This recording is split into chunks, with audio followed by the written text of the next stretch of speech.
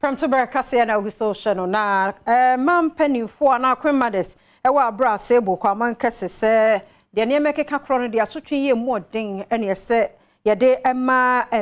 no a onhye da ne nkwada ndeda nyenyem wo mo no ebe che so kra anka yensesa wo mo kra sa mema yensa wo mo na se wo mo boss ne bo hokwa hwe ni mo eya de ha nananom adwene nti no de atudwa ya Adom TV Kasee etoso etusa anamon esese womo esaw wode sansem etudwa abra womo ekoche pad ema sukun kwada ewon patemu aban da menyama no ye kwa workshop otechiman eya mesafo ye cheda nchema infumpo once castrate won oya sembi oyezin na meyima no so mrentiaman kakrama no so no so na ode aban otumi nya punishment bia wo be nyesu na wo jada wo ye no sukun kwada ya womo nsaka pad ibi ene Adom News etwetwe nkomo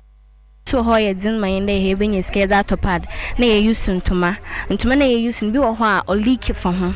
nti obanda ma na ye ho asai nti pad ye oda be ye da wanase da ahemfa obacheche pad ma he ase osande nye obibia no onye ska odo tobi na ma wa be ye yen yiso ye da ho na pi ye shena na bode dem bere we hu yen mobile na wa abraham pads no